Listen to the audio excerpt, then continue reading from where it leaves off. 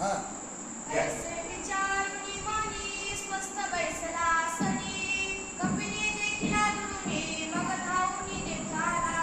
वक्रतुंड महाकाय सूर्यकोटि समप्रभ निर्विघ्नं कुरु मे देव सर्वकार्येषु सर्वदा.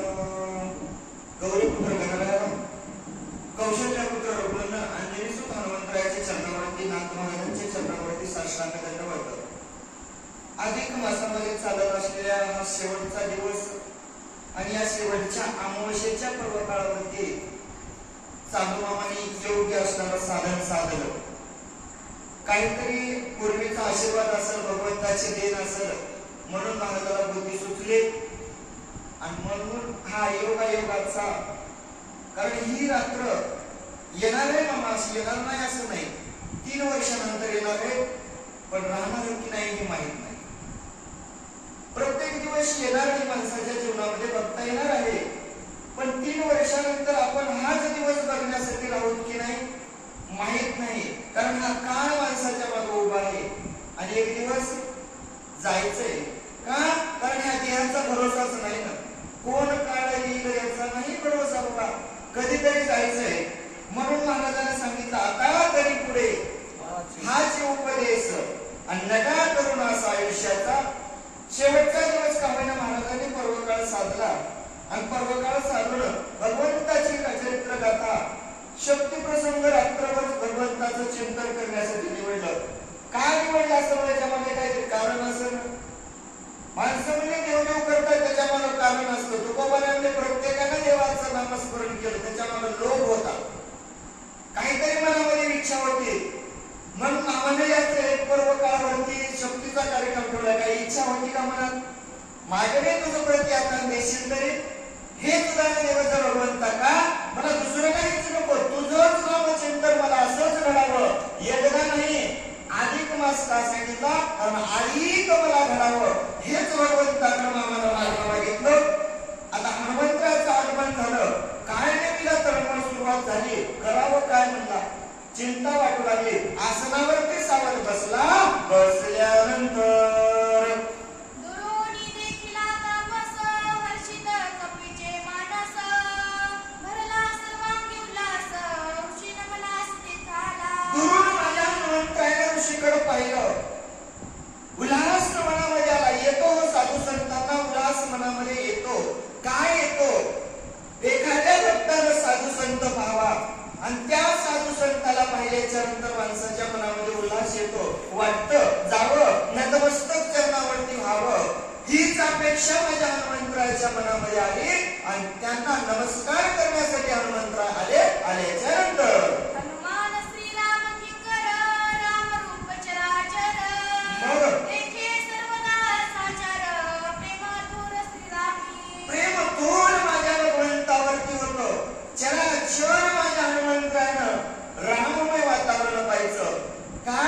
कारण माझ्या हनुमंतरायाची अवस्था तशी होती बाबा, जैशी ज्याची अंतर्वृत्ती आणि ते जगात ऐशीची रेखती राममय वृत्ती झालेली जे दिसल ते माझ्या हनुमंतरायानं साधू मानायचं. या साधूला मानलं. खरा साधू होता की खोटा होता? हो, खोटाच होता ना. वर भगवा झाला नामे अंतरी वस केला कामे अंतया म्हणून साधू जगी हा विडंबना बाजू. आता लय साधू बघायला मिळाले. तसा साधू माझ्या हनुमंतरायानं पाहिला, विश्वास त्याच्यावरती ठेवला आणि नमस्कार करण्यासाठी आले. आल्याच्या नंतर ज्याची जैसी अंतर्वृत्ती ते जगाने तैसेची देखती तेही विषयीची उपपत्ती श्लोक संपत्ती परिसावी. ग्रंथकारांनी सुंदर वर्णन केले माझ्या गावकऱ्यांनी. बाबा ज्याची ज्याची जशी जशी अंतर्वृत्ती असते ते जगाला तसं बघतात. रात्री फिरणाऱ्याला सगळ्या चोरायला रात्री फिरणारे चोरच दिसतात. अगवाचक सूचक संध्याकाळी 9च्या आधी घराच्या बाहेर निघतच नाहीत ना. का? कारण दृष्टीचाही विषय तसाच होता. ज्याच्या मनामध्ये जसं मन भावना निर्माण आहे ना, तो दृष्टीचा विषय होतो. माणूस चालणारं वाहन मनानं पाहतो की डोळ्यानं पाहतो? इथं बसल्याच्या नंतर बाहेरून एखादा ऑटो चाललाय, मन पाहतंय की डोळे पाहतात? मनाला कुठे दिसते? डोळ्याला दिसते ना.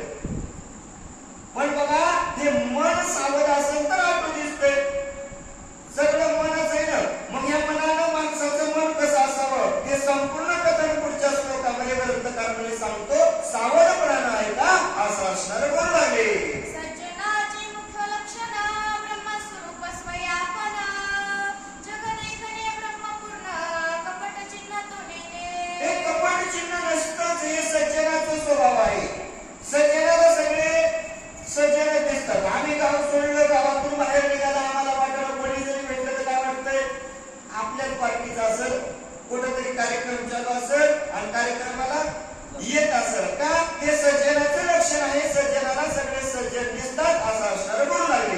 जिनोनी आकाम क्रोध दमुनी इंद्रियाचे द्वंद्व खनोनी विषयाचा कंद परमानंद पावले. बाबा परमानंद पावले. कोण पावलं? सज्जन पावले. ज्याने जिनोनी कामावरती विजय मिळवला. इंद्रियात जे असणारं दमवल्या गेलं. असेच साधू होतात. कोणालाही साधू होतात नाही. साधू होण्यासाठी काम, क्रोध, मद, मत्सर, दंभ, अहंकार यांच्यावर विजय मिळवावा लागतो. आणि तो विजय माझ्या हनुमंतराने मिळवल्यानंतर त्यासी दृश्य द्रष्टा दर्शन ध्येय ध्याता आणि ध्यान ध्येय ज्ञाता आणि ज्ञान वैचित घन भासत. त्यांना दृष्टीच तशी निर्माण झाली. तसं भानच राहिलं नव्हतं. ध्येय ध्याता ध्यान एकच होतं. कोण? राम. त्याच्याशिवाय नाहीच ना. दृष्टीचा विषय राम झाला, मनाचा विषय राम झाला, पाहणारी वस्तू राम, दिसणारी राम, बघणारा राम. दुसरं रामाशिवाय आठवत नव्हतं. हे सज्जनाचा स्वभाव त्या ठिकाणी सांगितल्यानंतर हे सज्जनाचे लक्षण लुब्ध जे का वित्तेषण सांगून त्याचे मी चिन्ह सावधान अवधारा. महाराज म्हणजे सज्जनाचं सांगितलं. आता काही लुब्ध करत म्हणले. जगातलंही धनलोभी लुब्ध करतं. त्याचंही जरा सांगतो सावधपणानं ऐका असं असणार बोलू लागले. द्रव्य लाभ देखे ज्यापासी सदा ओळखे तयासी हनुमात्र नुलंकी वचनासी मने सर्वस्वेसी विदास तुझा. दास म्हणलं जातं. कोणाला म्हणलं जातं? धनवंताच्या पुढं. ज्याच्याकडे धर्मी लोक पाहतोय, ज्याच्याकडून आपल्याला एखाद्या खासदार आमदार गावात आल्यावर त्याच्याकडून रुपयाचा काही फायदा होत असेल तर सारखं त्याच्या पुढे करतोय आणि त्याच्या जवळ बसतोय. फक्त धनाचा लोभ करतोय असं असणार बोलू लागले. देखे धनवंत रूपारे सौजन्य त्यासी अत्यादरे विरक्त देखून एक सरे स्वयंदातारे वैष्णवी. स्वयंदातारे वैष्णवी. स्वतःहून बसवतोय महाराज. कसं का असं माझ्या तुकोबाराने सांगितलं. धनवंताला की सर्व मान्यता आहे जगी. ते कसं का असं? ज्याच्याकडे पैसा आहे त्याला नाही मान्यता आहे म्हणजे. आणि हे धनलोभ्याची अवस्था. एखादं पैसेवाला बसलं, भेटलं, साधू संत गावात आल्या म्हणणार नाही आल्याकडे चला चहा प्याला. पण पैसेवाला आलं की त्याच्या पुढे बोलला बोलतोय, वर आनंद आसनावर बसवतोय आणि काय करते ऐका. मने भगवंताची कोण सत्ता सिद्ध ईश्वर दत्त भूप असता. मग सानोनी धरली तामसता भाग्यता केवढी पहा. अभाग्यता केवळी पहा. काय गरज आहे म्हणते मला भेटलेलं कमी आहे काय? 7 पिढ्या बसून खातील एवढं मला धन भेटले. माझ्याकडे कमी आहे का? काहीच कमी नाही ना. मग काहीच कमी नसताना काय पोतीला जाऊ फायदा आहे का मला? काही घरचं काम धंदा सोडायचा म्हणला याला वाचक सूचक याला कळत नाही. उठलं की देवाच्या तिथं ते कुठे चलाय काय म्हणला? त्या 4 वाक्य पाठ असतात. नकरिता सायास जाये वनंतरा सुखे तो घरा नारायण. काय गरज आहे मला बोलणं किंडायची? देवाचं नाव घ्यायचं तर घरी बसूनच घ्या की. आम्ही कशाला घ्यावं? आम्हाला काय कमी आमच्या नशिबाने भेटलंय, तुम्हाला भेटत नाही म्हणून तुम्ही बोलणं देता. असं जर मंत्राद्वारे बोलतात. बोलल्याच्या नंतर देशनाचा जुनर त्याचा ऐसा विचार आता कामातूर जो नर संक्षेपाकार साक्षीत काय सांगितलं का वगैरे बाबा? हा धनवंत व्यवहाराचा असणारा व्यवहार सांगितला. जो पैसा करतो या पैसेवाल्याचा व्यवहार सांगितला. आता जरासा कामातूर माणसाचा सांगतो. ज्याच्या मनामध्ये काम निर्माण झाला त्याची वृत्ती कशी असते ऐका. श्रीकाम ज्यांची चित्ती माया बहिणी ते ओळखती स्त्री रूप झाली वृत्ती जग देखती स्त्री रूपा. ज्याची वृत्तीच स्त्री रूप झाली आणि ज्याची वृत्ती एकदा स्त्री रूप झाली, काम उत्पन्न झाला तर माय बहीण आई वडील माता पिता कळतं का महाराज? नाही कळत. एवढंच नाही सगळं जग त्याला वासनामय दिसतं. अशी त्याची अवस्था होते असं असणार म्हणू लागले. बापा भावासी सांगता गोष्टी माया बहिणींचा विकल्प पोटी मग इतरांची काय अशी गोष्टी सकळ सृष्टी माझारी. काय अवस्था सांगावी महाराज या? ज्याच्या मनामध्ये काम निर्माण झालं त्याच्याविषयी सांगत असताना महाराज सांगतात बापा भावाशी सांगता गोष्टी आणि माय बहिणीचा विकल्प पोटी.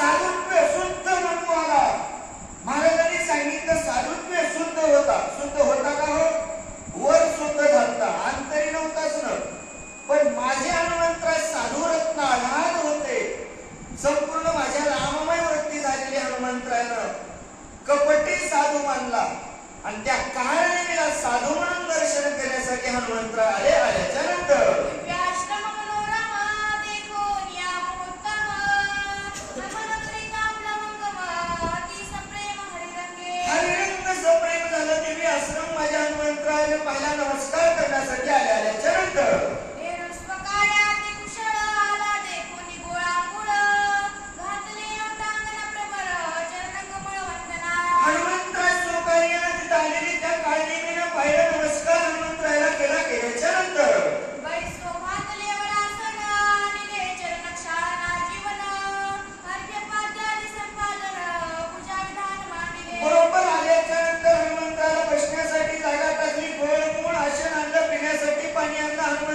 सेवा करायला सुरुवात केली.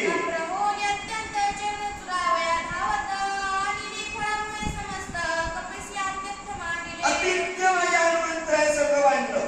सोयीर सोमंद वाटला. धोंड्याचा महिन्यामध्ये जावा याला बसा फळं मुळं सगळं सुरुवात केली ना. आणि चरण चुळण्यासाठी म्हणजे लई लांबून आला. पाय दुखत असतील ना, बसा जरासं, फळं घ्या, अन्न घ्या, काहीतरी घ्या, विनंती करणे विनंती केल्याच्या नंतर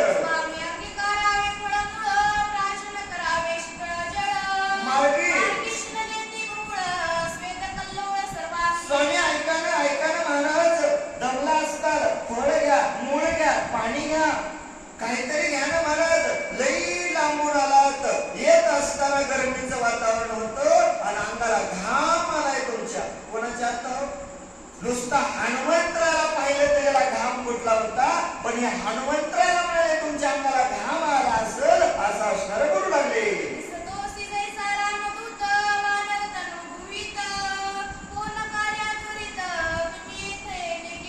तुझ्याकडे पाहिल्या वाटायला तू रामाचा दूत आहेस. वानर तनु दिसायला असं कोणासाठी कोणतं कार्य आहे, कशासाठी या ठिकाणी आला असं असणार बोलू लागले.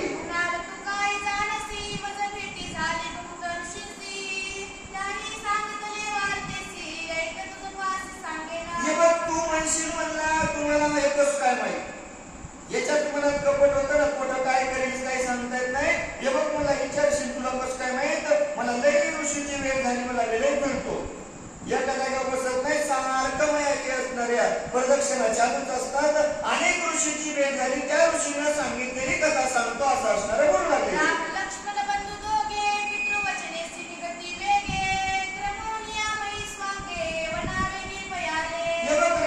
लक्ष्मण आपल्या वडिलांचं वचन पाळण्यासाठी दोघच जण कुठे निघाले मामा वनवासाला. किती जण? दोघच जण. दोघच वनवासाला निघाले असा काळनेमी सांगू लागला. त्यांचा पुरुषार्थ अत्यद्भुत परिसता तो कपिनाथ आवडी उठली बहुत उच्चारित परिसावया. अहो ऐकलं ना माझ्या हनुमंतरायानं.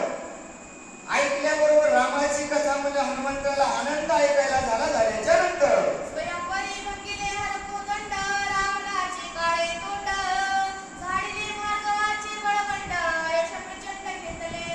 पहिल्यांदा सांगितलं रामन लक्ष्मण वनात निघाले.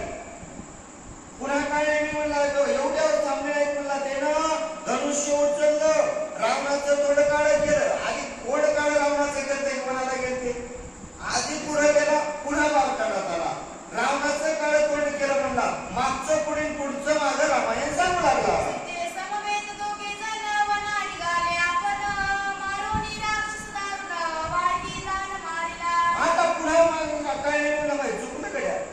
काहीतरी विसरलं म्हणलं, आपलं काहीतरी खोटं वाटायले. पुन्हा मला महाराज तसं नाही हो, एक विसरलं म्हणला.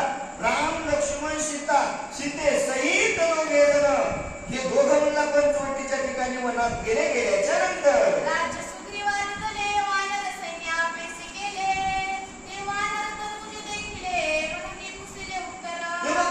सुग्रीवाला दिलं. मधला घडलेला प्रकार सांगितलाच नाही ना. 14,000 मारले, त्रिसरा फर दूषण नक्की केलं नाही ना, ते तर सांगितलंच नाही ना मला. डायरेक्ट राज्य सुग्रीवाला दिलं.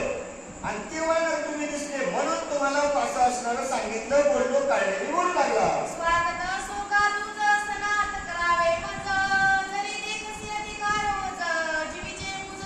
महाराज तुमचं आमच्या गावामध्ये स्वागत असो. आलात ना मला सणात करा. मला सणात केलं तर तुम्हाला काय कळेल, माझ्या जीवाची पूज सांगेल. मग ठरवता म्हणते बघ तुला माहित नाही एक मनातली गोष्ट मांडणीला शेवटची आठवण आली. मला जीवीची गुण तुला सांगतो असं असणार बोलू लागला. श्रीरामाची कथा नाम संख्य ऐकता उल्हास झाला कपिनाथा देखुनी साधरता वानरी. अहो एवढं कळणीच्या मुखातून का होईना माझ्या हनुमंतराया रामाची कथा ऐकली आणि रामाची कथा ऐकल्याच्या नंतर हनुमंतरायाच्या मनामध्ये उल्हास झाला. हनुमंतरायाने हात जोडले. महाराज अहो तसं नाही हो, म्हणजे दोघं नाही, धनुष्य नाही, काय काय झालं सगळं सांगतो ना, म्हणजे झोपून जाऊ नका, सावधपणा नाही का हनुमंतराय बोलू लागले. श्रीरामस्ता जनस्थानी रावण कपट रूपे येऊनी शून्याश्रम देखोनी श्रीराम पत्नी चोरी. युवकांना महाराज रामायण असं आहे. राम लक्ष्मण त्या ठिकाणी जनस्थानावर राहत असताना सर्वस्व राहू लागले. तिथं रावणानं घात केला.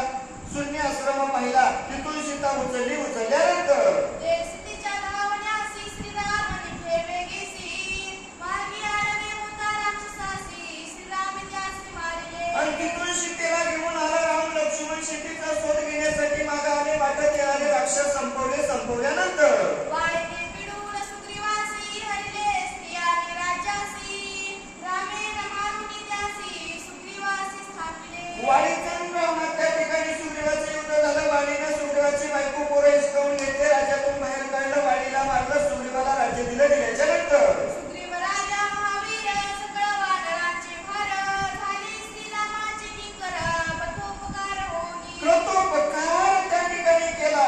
का सुग्रीव राजा महान होता आणि त्याला राज्य डबल मिळाल्याच्या नंतर रामाची शरणागती पत्करली.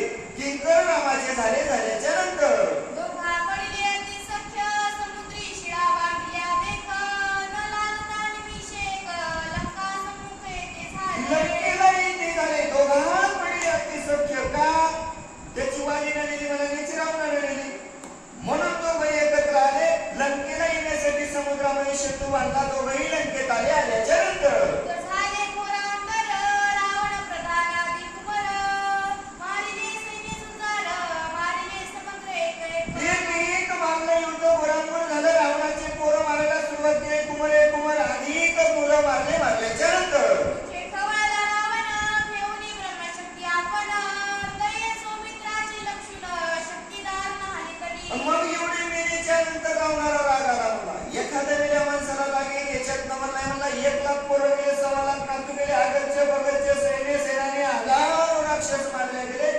राग रावणाला आला. राग माणसाला आला. सासरवाडीचं ध्यान येते.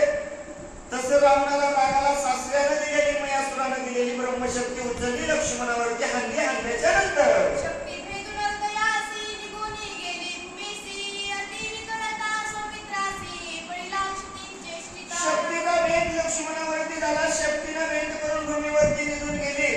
पण विकळ अवस्थेमध्ये माझा लक्ष्मण पडलेला आहे. हनुमंतराय बोलू लागले. वाचवावया सौमित्रासी देवाल औषधीसी सूर्योदय पावल्यासी मदतवरीसी जाणे असे. हात हनुमंतरानं पुढे जोडले. तर महाराज लक्ष्मणाला वाचवण्यासाठी औषधी नेण्यासाठी आलो मी. सूर्याचा उदय होण्याच्या अगोदर मला जायचं आहे. हनुमंतराय बोलू लागले. सांगितले सकळ वृत्त तपस्तेज अतिविख्यात जाणोनी माझे मनोगत शीघ्र कार्यात साधा. हे बघा महाराज माझं मनोगत कशासाठी आलो का आलो येण्याचं कारण मी सांगितलंय. तुम्ही आला सगळं कळू येतंय. तुम्ही साधू संत आहात. माझं मनोगत तुम्ही जाणत ना. मला लवकर जाऊया. हनुमंतराय बोलू लागले. विलंब न करावा सर्वथा औषधी सांगाव्या समजता भास्कर उदयान येता मदतत्वता जाणे असे. हे बघा महाराज वेळच लावू नका. कारण रात्रीचे 12 वाजलेत म्हणले आणि 12 वाजल्याच्या नंतर मला सूर्याचा उदय होण्याच्या अगोदर जायचंय. वेळ माझ्याकडे कमी आहे. हनुमंतराय बोलू लागले. तव दर्शने मुनिवारा सुखानुकोटी मज कपिंद्रा करू पासी पाहुणेरा निरोप सत्वरा मज द्यावा. बाबा मला पाहुणचार नको, काहीच नको. का माझ्याकडे वेळ कमी आहे महाराज. आता ही पाहुणचार घेण्याची वेळच नाही ना. इथं जर पाहुणचार करत बसलो तर माझं काम त्या ठिकाणी शिल्लक राहील. हनुमंतराय बोलू लागले. सेविता सजन भूमीचे उदक अंतर पुनित होय देख प्राप्त होय जर्यनाधिक ब्रह्मसुख देखतो हे बघ सजनागरचं अन्न जर सेवन केलं माणसाचं सगळं काम शेतीत जातं. ते ब्रह्मदेवाला सुद्धा नाही भेटणार बाबा. ते ब्रह्म सुद्धा त्या ठिकाणी प्राप्त होता येतं. म्हणून माणसानं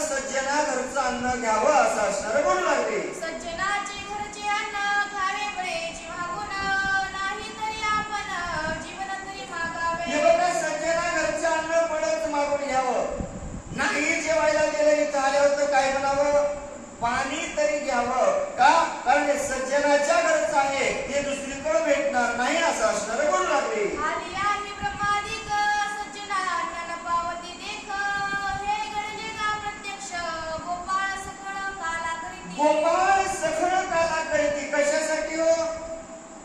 ब्रह्मादिकाला पावन झालं काही वैकुंठी तो ऐशी नाही, कवळ काही काल्याचे बाबा देवाच्याच कशासाठी काल्याचे नि असे आणि देव झाले जळी मासे का, देवादिकांना सुद्धा या ठिकाणी भेटणार नाही.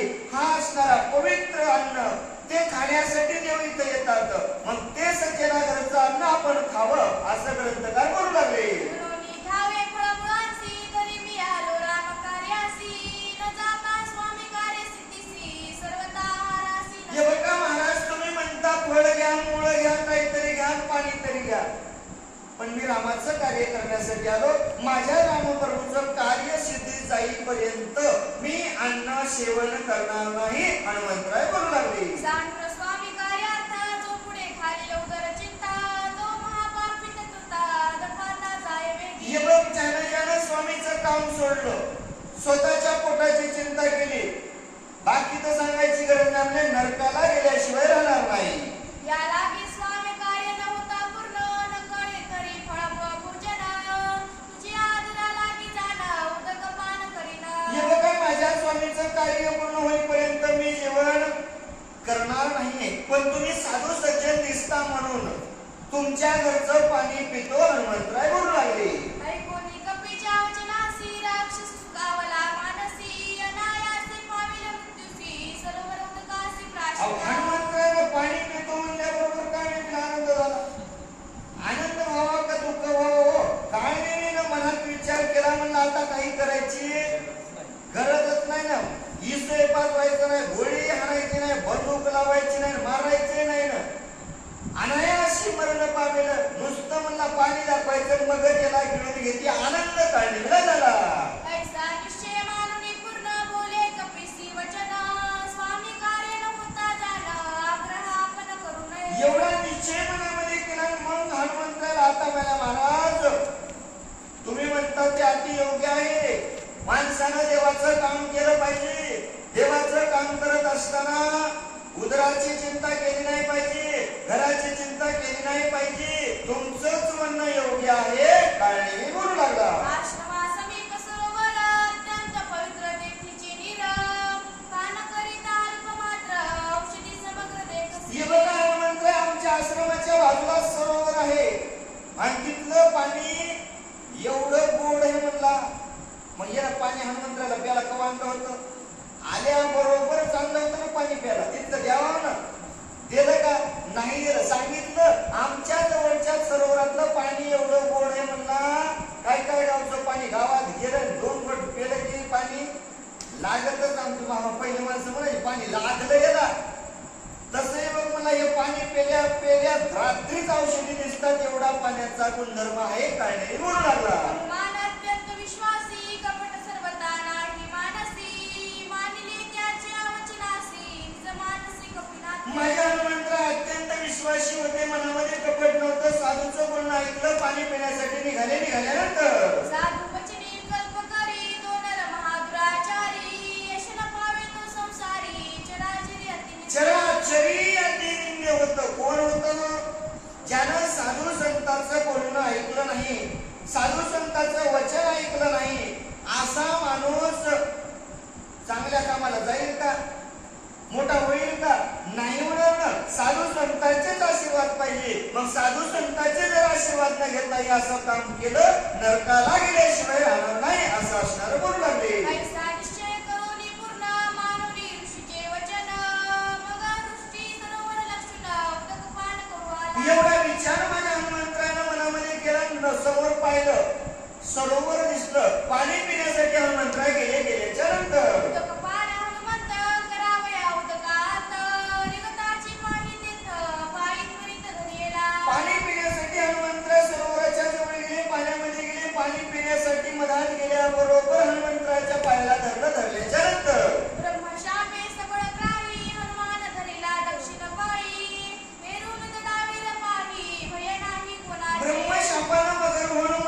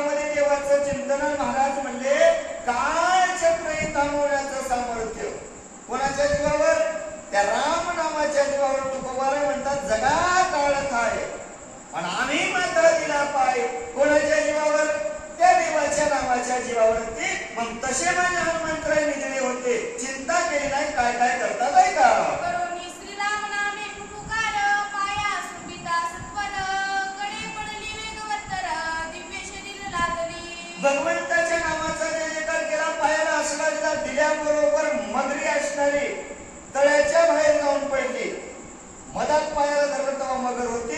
बाहेर जाऊन पडली तेव्हा मगर होती का? नाही ना. दिव्य शरीर प्राप्त झालं आणि कोण झाली आहे का?